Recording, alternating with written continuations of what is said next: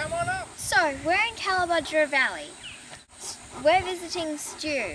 His house is made of recycled wood. He's got solar powered energy and all other things great for the environment. Hi Stu. Hey Nina, would you like a tour of the house? Sure, I'd love one. Okay, let's go. Hello. Hi! So tell us about your water system. Okay, we are in a rural environment and we don't have a tap to a main pipe in the front of the street like most houses. We have to provide our own water. We harness the water from the rain over the roof area that we have, and it goes into tanks, various tanks around the property. This gives us our water for everyday living plus some. It's all gravity fed, which minimises the use of pumps and minimises the use of power, which minimises electricity. Hey, this is a cool design. Where'd you come up with it? What we've done is we've endeavoured to use all recycled materials, and in doing this and thinking about this sort of thing, we've done large eave overhang which keeps the sun off the house. We've also used various types of insulations so that the sun doesn't penetrate the building. What about this dog? In actual fact, I'll let you know something about this dog. This dog is a Japanese Spitz. They're double coated. They come from the Nordic belt, and the reason they have a double coat is they're like the insulation on your house, to keep them cool in summer and to keep them warm in winter. Would you like her? She's yours. I love this one. What's his name? This dog's name's Banjo, and we went and he is an Animal Welfare League rescue. These are the dogs that actually get put to sleep because nobody loves them. And is he looking loved? Yeah, big time. So he found a new lease of life and he's up here with us. And it's so nice to be loved. This is Stu's bar. And this is the best recycled bar in Queensland. This is all made out of various natural timbers, being camphor laurel and various other things that corrugated iron. And can I offer you a cold lemonade, girls? So Stu, what's the difference between solar energy and regular energy? What we're doing here is we're harnessing the sun's rays. The sun's out for quite a bit during the day, so we harness the sun's rays for our photovoltaic system, and this generates power, and we also harness the sun's rays, and that heats our hot water. Now what happens is, it is quite an expensive system, but fortunately there's a government rebate, and that helped us out big time.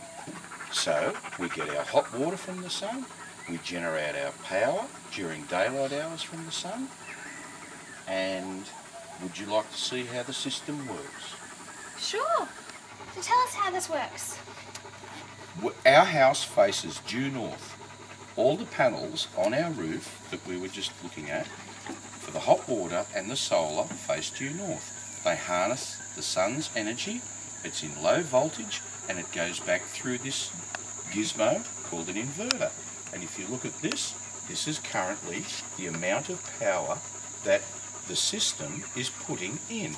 So the power comes from the solar panels through this and through this thing, and it goes out into the grid, and it's actually supplying other people plus us power. We can also put a battery backup system, because we are in a rural environment and we do have power outages, which means that if we have our own batteries and the power's turned off, we're good to go, all green. And when we produce more power than what we use, the government pays us for the power that we have produced and not used. So the other people are using our power.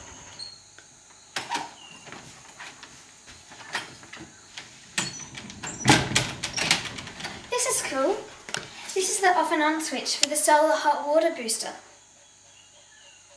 Did you know it's actually much more efficient to use a fan than an air conditioner? Those look like energy efficient light bulbs. Yes, they are. Very well done, Frankie. What we've done is we've put energy efficient light bulbs right throughout the house, and on top of that I have a little switch next to my bed, because you know all those little red lights that are on every night that use power? I have a switch next to my bed. I can switch it off, lights are out, good night, sweet dreams. So Stu, if you did this again, would you change anything? Yes, there would really seriously be some things that I would look at. I found that water ratings on some appliances were misleading.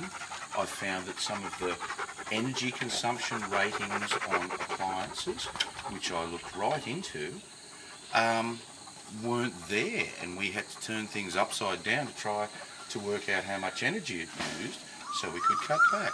And the other thing is, after installing this solar system here, we've had various neighbours that are curious to do the right thing. We found that when you get comparative quotes to look at how much it does cost, it's not in plain English. And I think they should make it a lot easier so that apples are apples and oranges are oranges. Because at the end of the day, we're trying to do something for the planet, guys.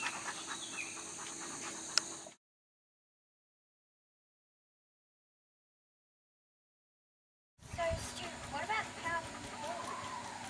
I've set the pool up so that the pool runs on off-peak. There's some benefits from having a pool being in a rural environment. The pool is set up on off-peak. When I put the pool in, I have put a manifold in so that I can always use the sun again and heat the pool to use the pool nearly all year round. Also, because we live in a rural environment, there's 90,000 litres of water in that pool, which I can put a fire pump in and use as protection for a bushfire coming through the valley, or the fire brigade knows it's here and they can suck it out to help someone else.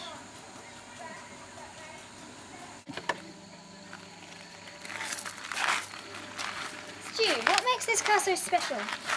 This is a Toyota Prius hybrid. This is actually the first generation of Toyota Prius hybrid they brought out. It's the 5th vehicle that was sold in Australia, I do believe, and it gets 5 litres per 100 kilometres. It's a hybrid vehicle and it's sustainable. So yet again, we're doing something for the environment. How does it work? Well, it has a electric engine, it has a petrol engine. When they're sitting in the traffic, they cut back and they go on the electric engine. When they're on freeway use, they run on the petrol engine. But all in all, they save a lot of fuel, and they're one of the most sought after vehicles that you can have these days, because fuel is money. Peak oil. Do you want to talk about peak oil, or would you rather talk about golf or cricket? I hate golf or cricket.